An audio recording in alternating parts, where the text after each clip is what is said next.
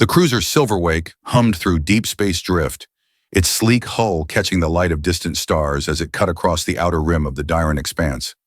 Inside the pilot cabin, Lieutenant Ryan Salas leaned back in his flight chair, boots resting on the edge of the console, chewing on a dried leaf of arc root. The ship was quiet, too quiet for someone who had spent the last 6 years dodging orbital bombardments and mutiny attempts across the fractured colonies. This wasn't what he signed up for. The peacekeeping mission had sounded straightforward enough. Escort a foreign envoy from the aquatic world of Avara to a diplomatic summit on Oral 9. No combat, no politics, just fly her there and back. Easy money, low risk. But the moment she stepped aboard the Silverwake, Ryan knew this job would be anything but easy. "Lieutenant Salas," came a voice from behind him, clipped and crystalline. He sighed and rolled his eyes before swiveling in his chair. There she stood, Ayla Wren, emissary of the Maridari sovereignty.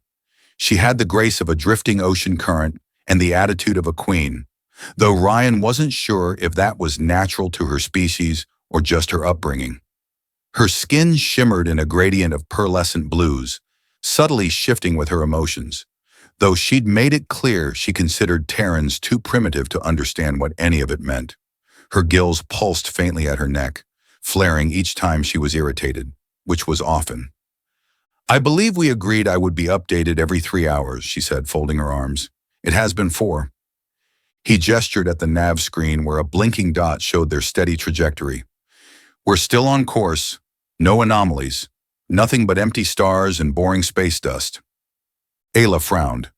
"It is a matter of respect, Lieutenant. I expect punctuality from those tasked with my safety." Ryan exhaled slowly, tamping down the sarcastic comment perched on his tongue. "Noted. I'll add it to the ever-growing list of things I've learned about Maridari diplomacy." Her eyes narrowed slightly. "You find humor in my culture?" "No," he said, rotating back to face the nav screen. "Just in how seriously you take space travel when it's going exactly to plan."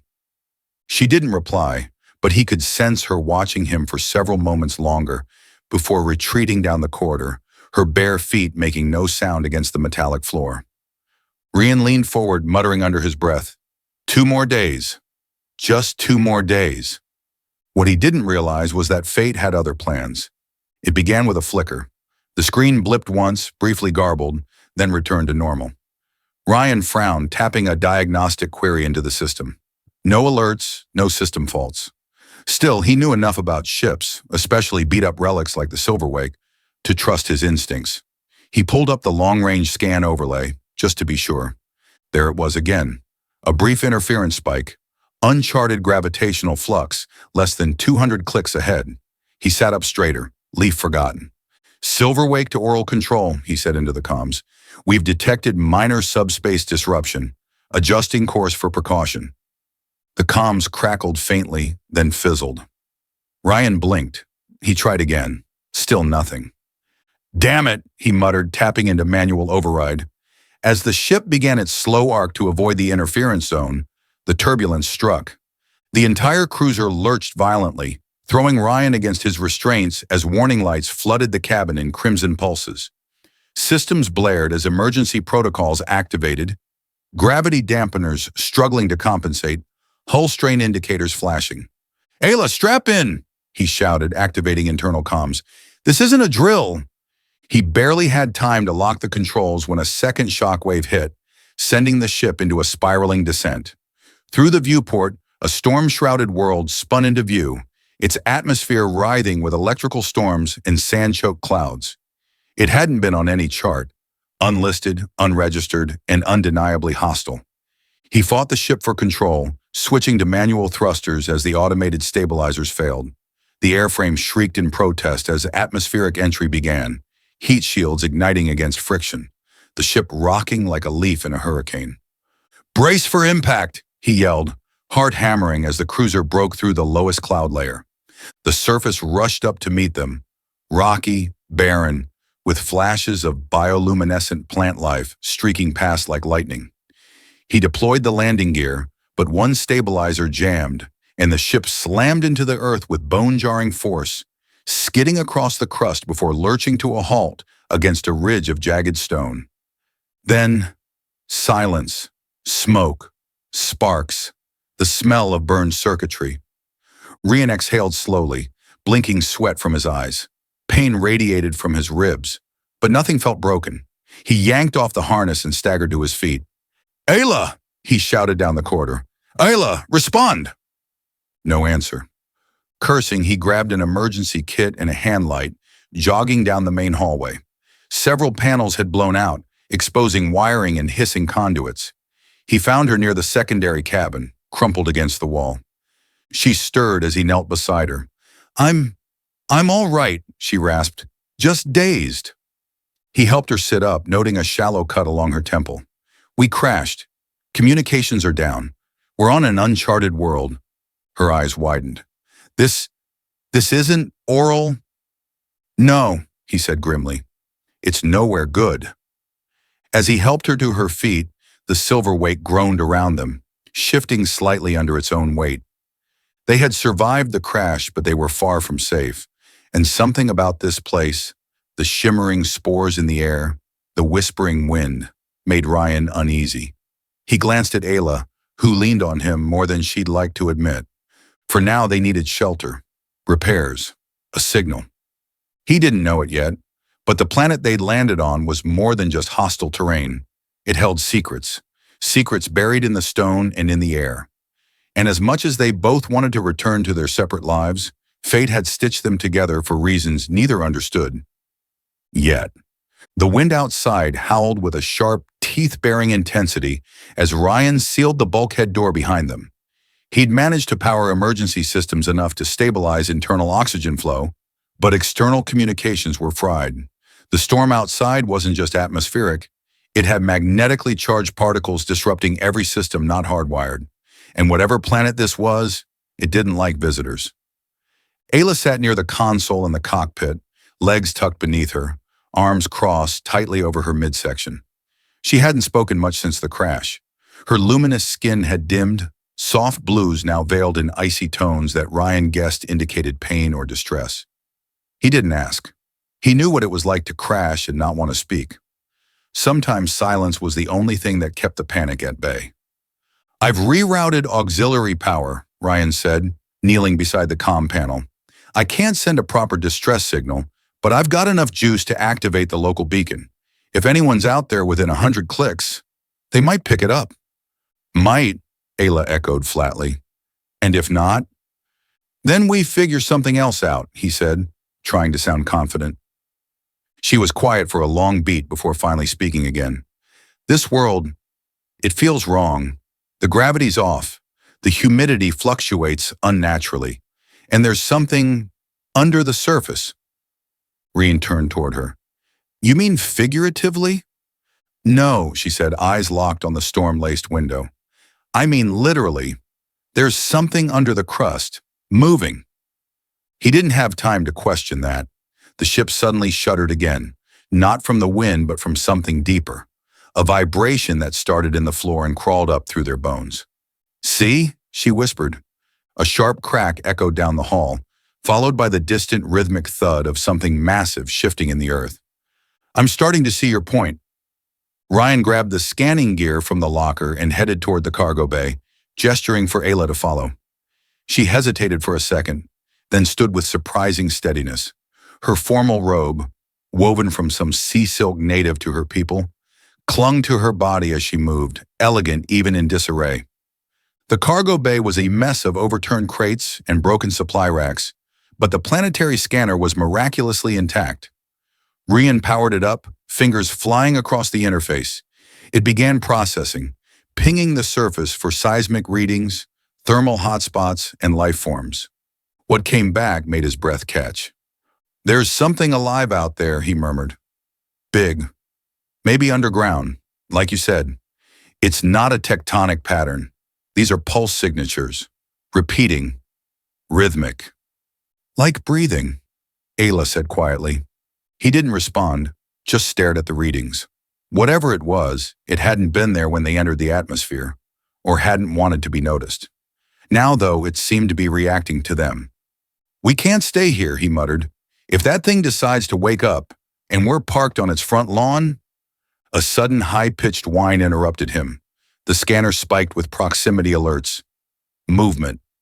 Not from the creature below, but from something outside. Closer. Ayla reached for the viewport, brushing a hand against the fog surface to clear it. Shapes moved out there. Hazy outlines. Humanoid, but wrong. Too tall. Limbs too long. As if someone had taken the blueprint for a person and stretched it. They're circling the wreck, she whispered. Can they see us? Ryan grabbed a pulse rifle from the emergency rack. Doesn't matter. If they get any closer, they'll know we're alive. A sudden pounding struck the hull. Not an attack, yet, but the kind of sound made by a creature testing its curiosity. The air inside the silver wake seemed to thin. Bridge, Ryan said. Now! They scrambled back into the cockpit. He sealed the doors behind them and activated external cams. The creatures came into sharper focus through the lenses. Their bodies shimmered like heat haze, as if they existed slightly out of phase with the environment. Their heads were smooth, featureless domes. No eyes, no mouths. Just a single vertical slit in the center of their face, pulsing faintly with a soft, violet glow. They're not wearing suits, Ryan said, which means they can survive this atmosphere. Ayla didn't answer. Her gaze was fixed on the creatures with unblinking focus. They're not just watching. He looked back at the screen. One of them had pressed its hand to the hull. The metal underneath sizzled faintly, steaming as if being rewritten. Symbols began to form, pale, glowing lines etched into the Silverwake's armor. It's marking us. For what? I don't know, she said. But we're not safe here. We need to leave. Now. He shook his head. We can't. Ship's grounded. Comms are fried. Best I can do is keep the lights on and the air breathable. Ayla closed her eyes, her breathing shallow. There's a fresh water source half a day's walk north, if your scans are accurate, and a possible heat signature further beyond. Maybe a shelter. We can't outrun those things, but we can outlast them if we move now. Ryan hesitated. Leaving the ship meant abandoning the only shelter they had. But staying, the creatures outside weren't going to just walk away. All right, he said finally. We pack what we can. Suits, rations, weapon. If we can find shelter and get that beacon realigned, we might get lucky. And if we don't? He glanced at her as he pulled open the survival packs. Then I hope you've got a good story to tell the ancestors. As they geared up, the ship trembled again. Only this time, it wasn't from anything on the surface. A low growl, like tectonic muscle grinding against bone, echoed upward from the ground itself. Underneath the ship, something was waking up, and the planet had just made its first move. The light from the twin moons cast long, rippling shadows over the jagged plains as Ryan and Ayla trudged away from the broken wreckage of the Silverwake. Their boots sank slightly into the spongy metallic soil, the texture unlike anything Ryan had seen before. It shimmered faintly underfoot, alive with microscopic movement, like it was breathing. Ryan tried not to think about that. He glanced back once. The ship looked like a fallen bird, half submerged in the ridge where it had crashed. No movement from the figures that had watched them. But that didn't bring comfort. If they had wanted to stop them from leaving, they would have. That much was clear now. They were being observed, maybe even tested. The terrain sloped into a gully where reddish vines curled up from cracks in the ground, swaying even though there was no wind. Ayla pressed one of them aside gently as they passed, and it recoiled with a soft hiss. These plants, she murmured, they react like coral, defensive but aware. This whole biome feels semi-sentient. Ryan didn't respond immediately. He was focused on the scanner in his hand, watching the faint blip of a possible water source just over the next ridge. But Ayla's words stuck with him. She wasn't wrong.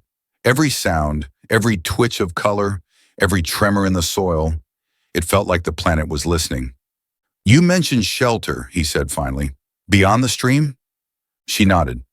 There was a thermal anomaly in the scans, probably a cave or geothermal vent. Let's hope it's not another thing with too many limbs and not enough eyes. They pressed on, silent now except for the crunch of soil underfoot and the occasional rasp of Ayla's breathing through her rebreather. Her pace had slowed. Her robes, elegant and flowing, were soaked with sweat and dust. Ryan offered her water, but she refused. "I'm fine," she said. "You're not," he replied. "That gash on your leg, did you wrap it properly?" "It'll hold. I'll look at it when we stop." She didn't argue, but she didn't thank him either. That was her way. Pride stitched into every word, every movement. And yet, he had seen the tremble in her fingers when she'd strapped on her boots, the faint wince when she stepped too hard on uneven ground. Her strength was real, but it was layered beneath too many walls. They crested the ridge just as the first rays of the planet's sun broke over the horizon. The light was pinkish gold, filtering through thick cloud layers that flickered with distant static. And there, nestled in the crook of a ravine, was the stream. Shallow, slow-moving, and remarkably clear. Rian dropped his pack immediately and ran a test strip through the water. The readout glowed green. "It's good. Drinkable." Ayla knelt beside him. Her fingers dipped into the water, and she held them there for a moment, eyes closed. When she finally drank, it was slow, measured, almost reverent. "Not just water," she said. "It's rich in minerals, accelerants. No wonder the local life forms grow so fast. Let's just hope it doesn't accelerate anything in us." They rested beside the stream for nearly an hour. Ryan checked Ayla's wound, cleaning and rewrapping it with salve from the medkit. She didn't flinch. When he was done, she whispered, almost too quietly to hear, "Thank you." He nodded but said nothing. When they finally resumed walking, the heat signature from the scanner drew them into a narrow canyon, its walls climbing like broken pillars of glass. The wind shifted here, colder and sharper. The hum of the planet's pulse faded, replaced by silence so heavy it rang in Ryan's ears. The cave appeared without warning, a yawning mouth in the rock, shielded by the overhang of dead, petrified vines. The scanner pinged again, thermal vent detected inside, along with stable oxygen levels. He ducked inside first, weapon raised, sweeping for signs of movement. Nothing. The cave was deep and dry, lit faintly by bioluminescent moss that pulsed in a slow, hypnotic rhythm. Heat radiated from fissures along the floor. It wasn't much, but it was safe. For now. They set up camp in silence. Ryan rigged a perimeter alarm using stripped components from the scanner and his wristband while Ayla laid out the emergency blanket and ration packs. By the time they finally sat down, the weight of the day hit them both. "I've been trying to map this region mentally," she said, chewing on a protein bar with mild disgust. "But the landscape keeps shifting. These cliffs, they weren't in our descent path." "You think the terrain moves?" "I think the planet does." Rian frowned. "You said something earlier about what's under the surface." She nodded slowly. "I've felt it since we landed. It's a presence, like it's dreaming. And we woke it up." "Maybe." He leaned back against the wall, rubbing the bridge of his nose. "I just wanted a clean mission. No politics, no gunfire, no ancient alien gods buried in planet cores." Ayla looked at him then, really looked, as if trying to read something written beneath his skin. "You're different from the others I've worked with," she said quietly. He smirked. "Let me guess, less refined, more mouthy?" "More honest," she said, her voice softening. "Less performative." That surprised him. He met her gaze. "And you? What were you hoping for on this trip?" Ayla didn't answer right away. Her hand unconsciously drifted to the side of her neck, where her gills fluttered slightly. "Escape," she admitted finally. "From expectations, from everything waiting for me back on Avara. This assignment was supposed to be my final task before I was reassigned." "Reassigned?" She hesitated, then said, "Married. To someone of importance." Rian blinked. "You're engaged." "I was. It's complicated." "Not as complicated as crashing into a sentient planet, I'd wager." She smiled faintly. It was the first time he'd seen something genuine in her expression, without pretense or politics. The scanner on Ryan's wrist gave a soft beep. "Proximity alert," he said, sitting up. Ayla was instantly alert. "Those things again?" He checked the display. "No, not humanoid. It's coming from under us." They both froze. A low rumble passed through the cave, followed by a warm gust of air from the fissure near the wall. The moss flickered wildly. And then, a sound, like a voice. No words, just tone. Rising, falling, deep and resonant. The cave wasn't just shelter. It was alive. And it was speaking to them. The sound wasn't mechanical. It didn't resemble anything Ryan had heard through standard comms or from alien languages during past deployments. It was more like a vibration inside his chest. Resonant, melodic, not verbal, but unmistakably intentional. Whatever it was, the cave itself was acting as a conduit, channeling something ancient and aware. Ayla stepped toward the fissure. The moss around it pulsed more brightly as she neared, casting a soft glow over her skin. Her gills flared again, wide this time, her breath catching mid-inhale. "It's trying to connect," she whispered. Rian reached out and caught her wrist. "Hold on. You have no idea what it is." She looked back at him, her expression unreadable. "Number, but it knows what we are." The humming grew louder, not aggressive, but insistent. Ryan glanced at his wrist scanner. No spikes in temperature, no toxins, no radiation, just an expanding energy field forming a halo around the fissure. He let go of her wrist. Ayla knelt and placed both palms near the vent. For a moment, nothing happened. Then the light from the moss flowed up her arms like liquid, tracing glowing patterns across her skin. She stiffened, eyes wide but not in fear. "I can see it," she said. "I can see everything." "What do you mean?" Ryan moved closer, one hand still hovering near the rifle. Her lips parted slightly, her voice distant. "This planet wasn't always like this. It was a cradle, a nursery world for sentient species long gone. What's beneath the crust? It's not a creature. It's an archive." An archive? A living consciousness, a planetary intelligence. It stores memory the way we store data, through organic crystal formations, through light, through resonance. Her voice faltered. "And it remembers us." Ryan stared at her, then down at the softly glowing fissure. "You mean it remembers your kind?" "No," she said, slowly turning to face him. "Both of us. Terrans and Meridari. Our species have passed through here before. Not recently, not in any living record. But we were here." The idea chilled him. "How?" Ayla shook her head. "I don't know. But the memory, it's fragmented, fading. I think it's calling to us now, because it's dying." The glow around her faded slowly, the moss dimming to its usual pulse. Ayla staggered back, and Rian caught her before she could fall. Her skin was cold, her pupils dilated. "Hey, breathe. You okay?" She nodded weakly, resting her forehead against his shoulder. "It took energy to interface. I wasn't prepared." Ryan supported her weight, guiding her to sit. He handed her water, which she drank slowly. "This archive, this planet intelligence, what does it want?" "It doesn't want. It needs," she said, her voice hoarse. "A carrier. Someone to preserve what's left before it's lost." "That sounds suspiciously like it wants to hitch a ride inside someone's brain."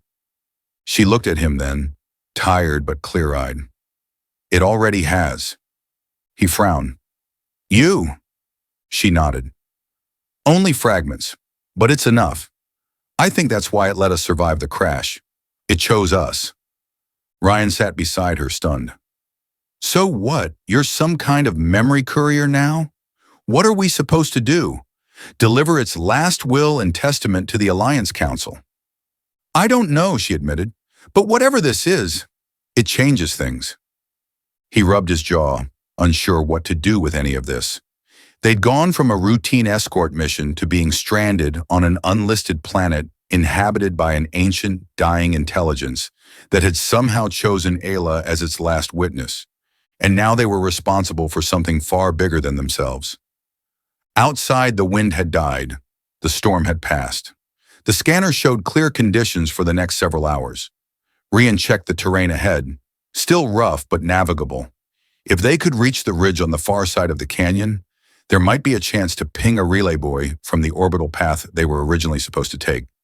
Get some rest, he told her. I'll keep watch. She looked like she wanted to argue but relented, curling into the blanket and closing her eyes. Her breathing steadied, but her fingers twitched as if still trying to process whatever the planet had shown her. Rian sat quietly, rifle in hand, back against the cave wall. The silence was thick, but no longer suffocating. The presence beneath the surface had faded, its resonance ebbing like a tide going out. But he knew it hadn't gone. It was waiting, watching. And somehow, in all this chaos, he'd begun to see her differently. She wasn't just a high-born envoy, not just another diplomatic assignment with a signature and a title.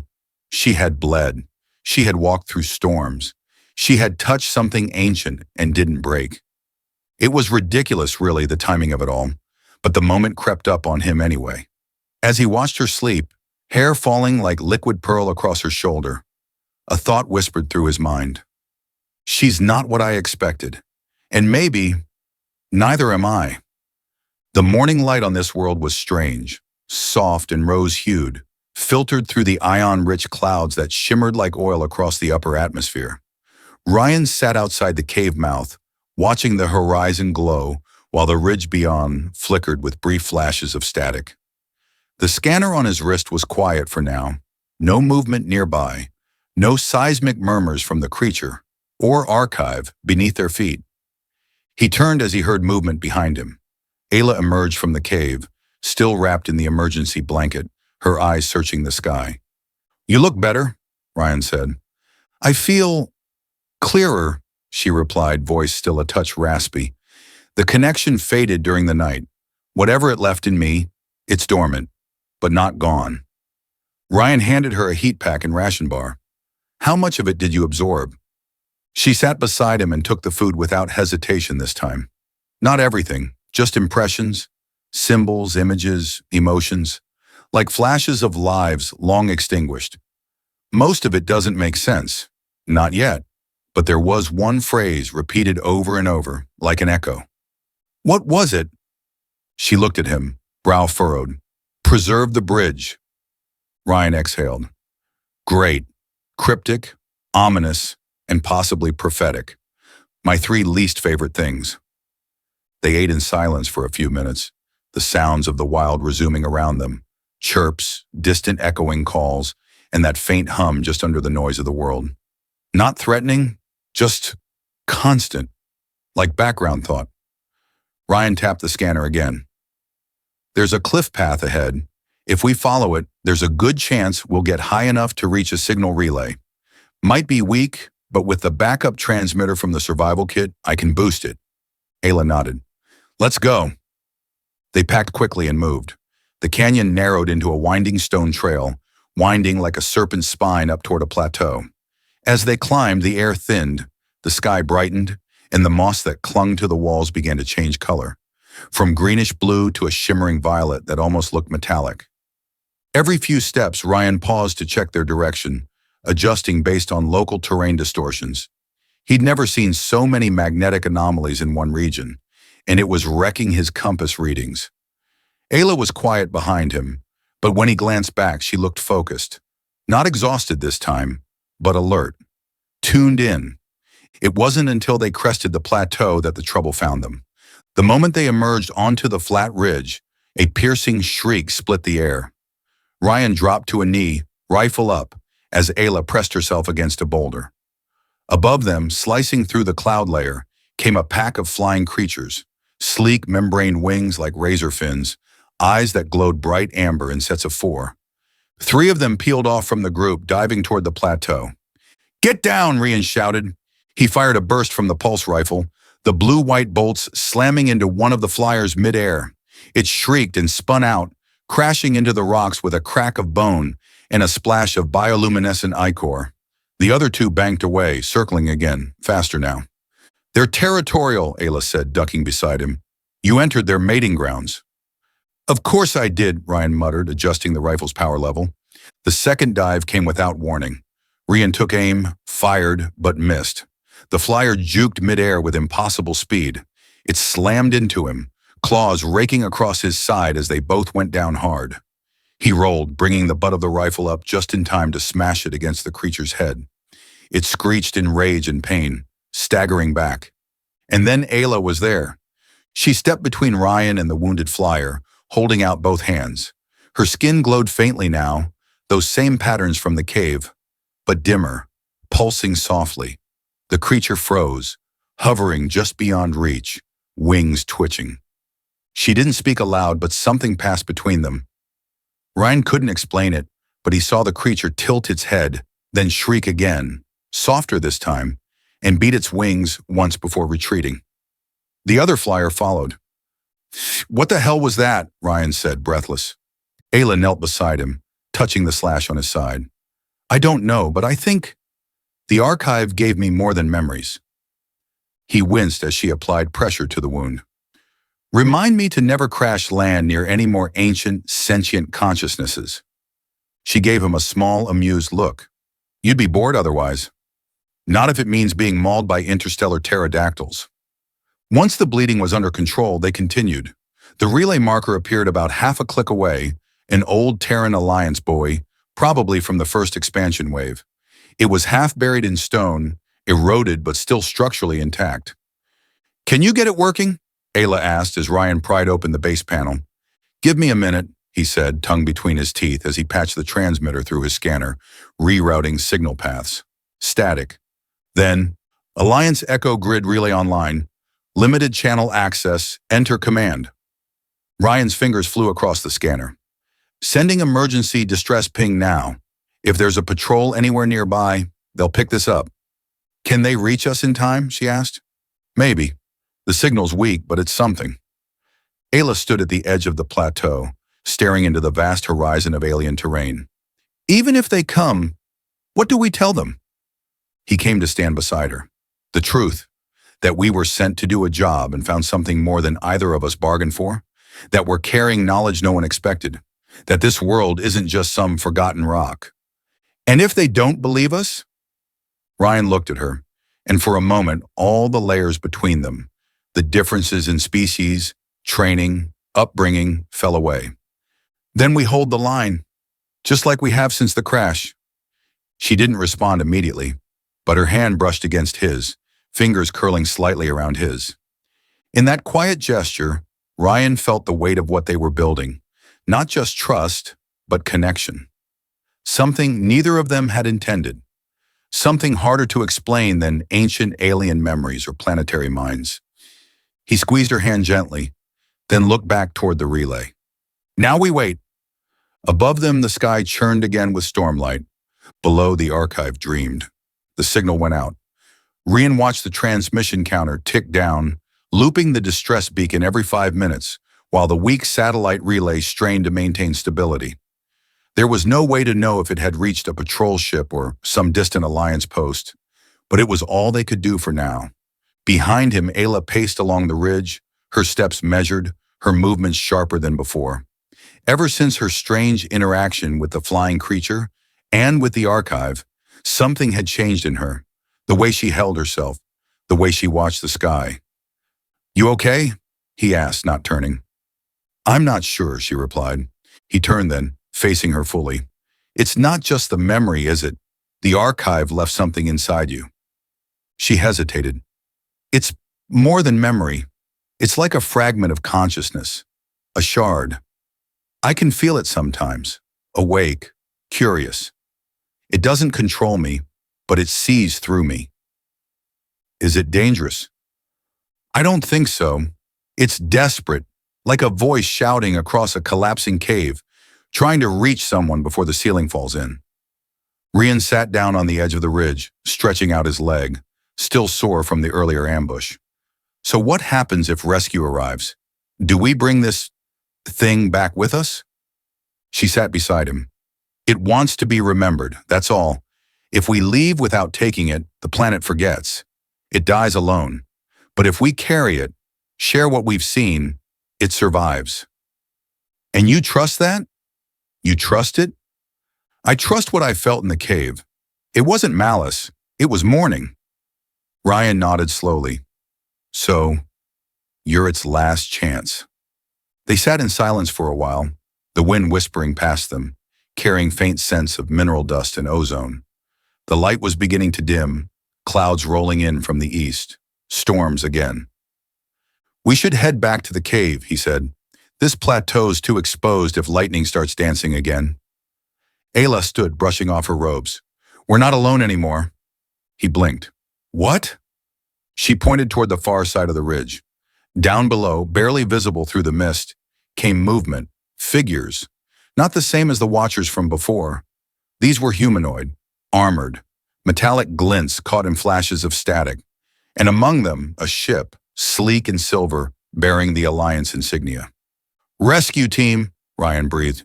"They got the ping." They scrambled back down the ridge, cutting across the terrain toward the approach path. By the time they reached level ground, the dropship had begun to lower its rear ramp. 4 soldiers in dark gray exosuits fanned out with rifles raised, sweeping the area. Behind them came a woman in command black, her hair tightly braided, her face unreadable. "Lieutenant Rian Salas," the woman said, "and Envoy Ayla Wren."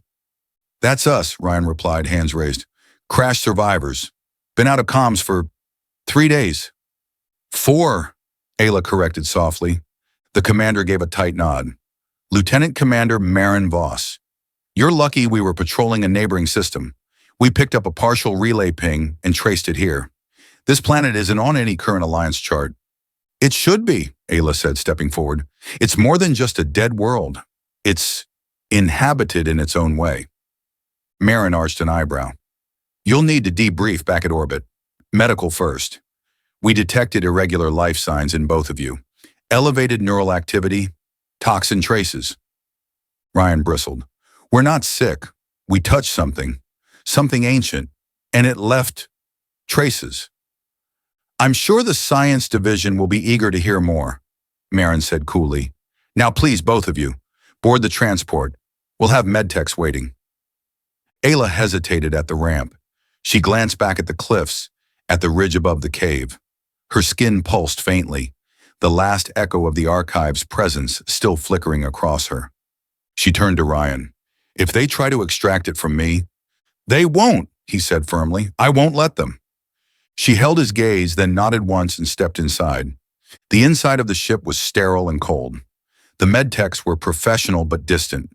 Ryan's blood was drawn. Ayla's vitals were scanned. Neural activity flagged for observation. They were quarantined in adjacent medical berths, separated by a thin wall. Only later, when they were alone, did Ayla finally speak again, quietly through the partition. "I don't know what's going to happen when we reach the orbital platform." "I do," Ryan said. "They'll question us. They'll try to take control. But we've seen what they haven't. We hold the only proof. You're the carrier. And you." He hesitated. "I'm the one who'll make sure they don't forget what we found." For a long time, neither of them spoke. Then softly she asked, "Why do you care, Ryan? You didn't have to protect me. You didn't have to believe." He turned toward the wall, leaning his head against it. "Because I saw who you were when everything else fell away. Not the envoy, not the station-born daughter of high rank. Just a woman who stood between me and a monster. A woman who touched something terrifying and didn't run." There was a pause, and then, just above a whisper, "And you're not what I expected either." They didn't sleep much that night. The ship hummed quietly as it made its slow ascent toward orbit, the stars outside unfamiliar, cold and distant. But between two people separated by protocol, bloodline, and species, something invisible had begun to form. A bridge, and neither of them knew yet whether it would hold under the weight of what was coming next. The orbital station hung like a silver ring above the atmosphere, a perfect circle of Terran engineering, sterile and gleaming under the pale light of a nearby star. From the viewport of the med transport, Ryan watched it grow larger with each passing second, a reminder that whatever they'd shared on the surface, whatever bond had been forged in dust, heat, and silence, was now entering a world governed by orders, reports, and cold administrative logic. He glanced at Ayla across the cabin. She sat straight-backed, arms folded across her chest, her skin dimmed to a cool, slate blue unreadable. Her expression was diplomatic again, controlled, impassive. But her eyes flicked toward him every so often, Tiny, unspoken acknowledgments of shared history, of something that couldn't be undone. The docking clamps seized with a metallic thunk. "Weapons remain secured," the attending officer barked. "You will follow quarantine procedure and proceed to debriefing immediately after clearance." Rian didn't answer. His hand brushed the pocket where he'd hidden a data stick, copy of the scans, atmospheric logs, everything from the Silverwake's short-lived black box. It wasn't everything, but it was proof, just in case. Ayla was escorted one direction, Ryan another. In his debriefing room, Commander Voss waited, flanked by 2 Science Division officers. The room smelled of disinfectant and steel. No windows, no seat for comfort. Just the dull glow of a tabletop interface blinking with his mission file. "You deviated from the assigned route," she began without preamble. "We were pulled out of drift," Rian said calmly. "Gravitational distortion. I logged it before the comms went out. And instead of executing a crash protocol or activating a beacon immediately, you proceeded to explore? We survived, we adapted, and we made contact with something not on any Alliance database." Voss's eyes narrowed. "You realize how impossible that sounds?" "You'll find the data recorded in this," he said, placing the stick on the table. "Topography scans, archive impressions, seismic activity logs. I saw the cave. I watched her interface with the structure. This isn't myth or madness. This is a lost intelligence trying to be remembered." One of the science officers picked up the stick and plugged it in. Holograms flickered to life. Energy readings, pulse patterns, raw terrain maps reshaping around the projection. "Where's the rest?" Voss asked. "What about the direct links she claimed to carry?" "You'll have to ask her," Rian replied. "I'm not her handler." "Careful, Lieutenant. I'm not being insubordinate. I'm being honest. She wasn't carrying classified cargo. She became the cargo." Voss studied him for a moment, then tapped her earpiece. "Bring in the envoy." Minutes later, Ayla was ushered into the room. She was flanked by 2 guards, though Ryan noted that her hands were free. Her eyes met his for a moment, then shifted to the projection dancing in the center of the table. "Envoy Wren," Voss said. "We need confirmation. Did you make contact with a non-terrestrial intelligence?" "Yes," Ayla replied without hesitation. "It was not a species. It was the planet itself, or what remains of it. A planetary archive. Organic. Fading. It initiated a partial interface with my neural structure. I carry fragments of its memory." "Are you still in contact with it?" "Number not directly, but its presence lingers." Voss leaned forward. "And what does it want?" Ayla met her gaze. "Survival, through remembrance." There was a long pause before one of the scientists murmured, "If this is true, it could rewrite our understanding of planetary consciousness, sentient ecologies, bio-integrated information storage." Voss glanced at Ryan. "What makes you think any of this is credible, Lieutenant, other than your personal involvement?" Ryan stood straighter. "Because I watched her choose to protect it when she had every reason to walk away. Because the creatures on that world responded to her, not with hostility, but recognition. And because I saw something in that cave, not with my eyes, not even with my gear, but with something deeper." Voss folded her hands. "You're both to remain on station under quarantine while we verify this data.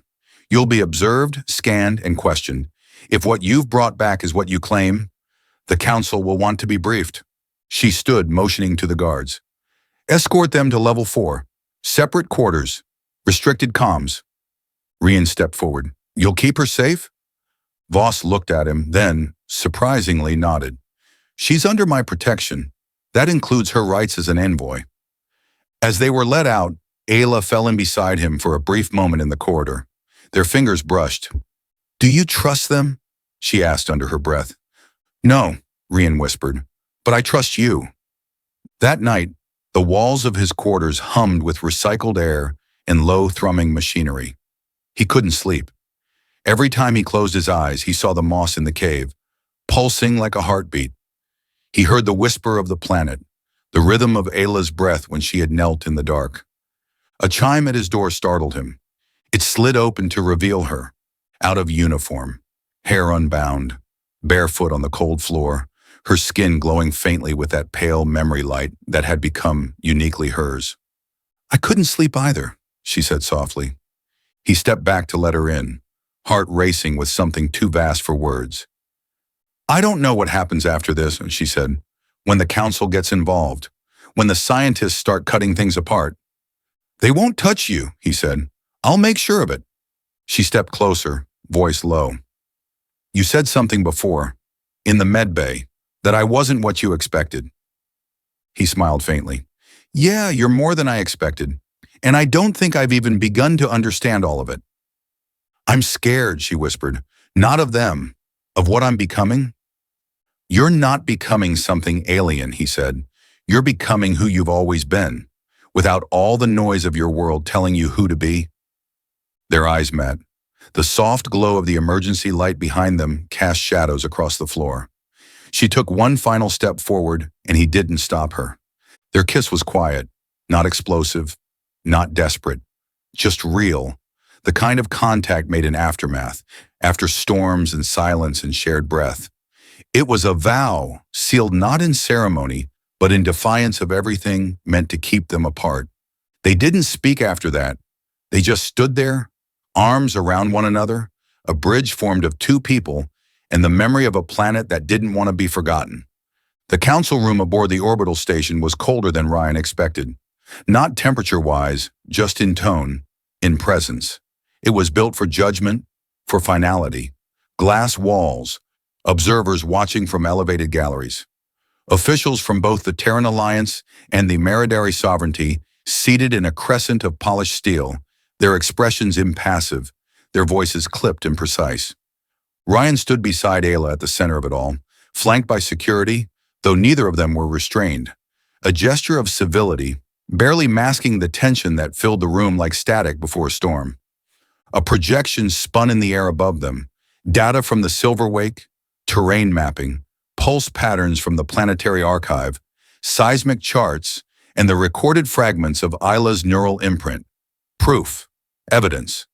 But for these people, leaders, bureaucrats, gatekeepers of control, it wasn't enough. "The intelligence described in your reports," one counselor said, leaning forward, "does not appear to be sentient in the traditional sense. There is no language, no structure of logic we can parse, no direct communication." Ayla's voice cut through the chamber like light through fog. "Because you're listening for words, and it doesn't speak in words. It speaks in resonance, in memory, emotion. It feels instead of says." I connected with it, not through translation, but through willingness. It reached out to me because I opened the door. "And what does it want?" asked another. "You say it desires remembrance. That's poetic. But what does that mean in practical terms?" "It means preservation, understanding, survival through empathy.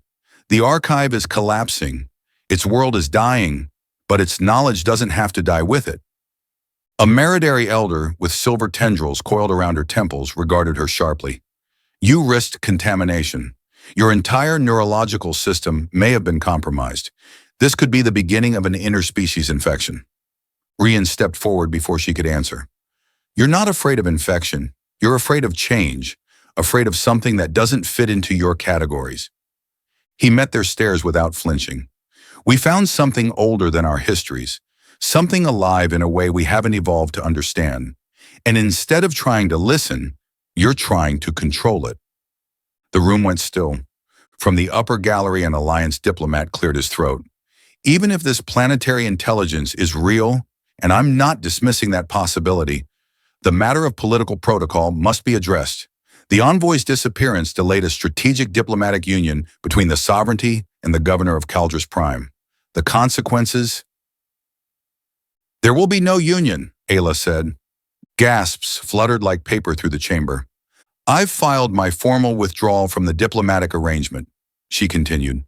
"Under Meridari law, I've fulfilled an act of individual binding. I am no longer eligible for reassignment." Rian blinked at her. She hadn't told him that. A sovereignty representative rose from his seat, face tight. "You mean to say you've invoked bonding rights?" Ayla raised her chin. "Yes." "With him?" She turned to Ryan, then nodded. "With him." The silence was deafening. Ryan stepped forward, throat dry, but his voice didn't shake. I didn't know until now, but I don't regret it. I stand with her, whatever that means. A human general at the edge of the circle rubbed his temples. Do either of you understand what this will do to interspecies relations? We understand exactly, Ayla said, and maybe they need to change. The council recessed. Decisions weren't handed down in moments like this. They were debated behind closed doors, buffered by politics, time, and spin. But they were released from quarantine. Not exactly free, but no longer prisoners. Later that night, back in their quarters, Rian found Ayla sitting near the observation window, staring down at the world they'd left behind. They'll try to spin it, she said. Make it sound like a diplomatic mishap.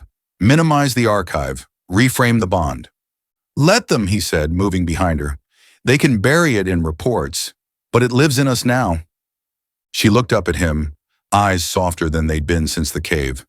You meant it. What you said to them. I meant it the moment you kissed me, he replied. Everything after that's just politics. She smiled, but it didn't reach her eyes fully. I'll never go back to who I was before. I'm not sure I can. You're not supposed to, he said. Neither am I. They watched the planet spin slowly below. A dead world, a dying consciousness, but not forgotten. Not anymore. We'll go back someday, she murmured. He nodded. Yeah, and next time we won't be just two lost people with a broken ship. She reached for his hand. He took it, interlacing their fingers. Next time they would be something else. Carriers of memory, keepers of a voice too old for language, a Terran pilot and a Maridari envoy.